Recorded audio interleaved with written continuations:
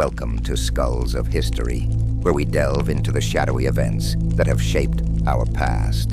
In this series, we'll uncover some of the deadliest race riots in U.S. history. Today, we begin with the Draft Riots of 1863, a major four-day eruption of violence in New York City. This tragic event was a result of deep worker discontent with the inequities of conscription during the U.S. Civil War. Although laboring people generally supported the Northern War effort, they had no voice in Republican policy. Many deserted from the army or refused re-enlistment, with wages often less than $500 a year.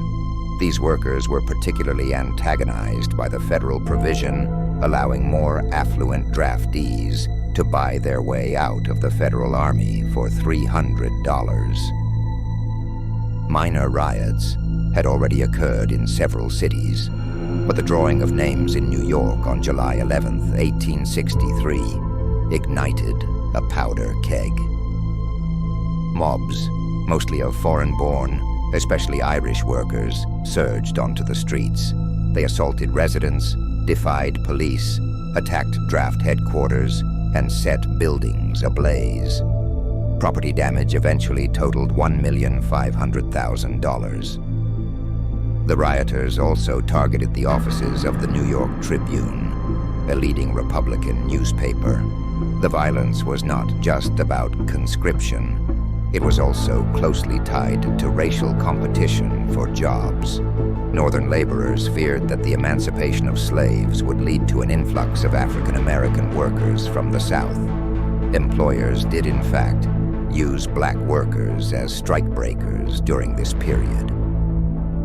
White rioters vented their wrath on the homes and businesses of innocent African Americans. Civil War freedmen's associations were forced to send aid to their brethren in New York. This racial ill-feeling in the ranks of urban labor persisted well into the second half of the 20th century. Key figures played crucial roles in both inciting and quelling the riots. Governor Horatio Seymour, a critic of President Lincoln's policies, was accused of inflaming the situation with his rhetoric. On the other hand, Major General John Wool, in command of the Department of the East, worked tirelessly to restore order. Their contrasting approaches highlighted the political divides of the era. The draft process itself was seen as deeply unfair. The $300 commutation fee was a substantial sum, equivalent to over $6,000 today, making it an option only for the wealthy. This inequity fueled resentment among the working class, who felt they were being forced to fight a rich man's war. The role of Irish immigrants in the riots is particularly significant. Many had fled famine and poverty in Ireland, only to face economic hardship and discrimination in America. Their frustrations were compounded by the fear that freed slaves would compete for the few jobs available. This fear was stoked by inflammatory newspaper articles and speeches, leading to a violent backlash against African Americans.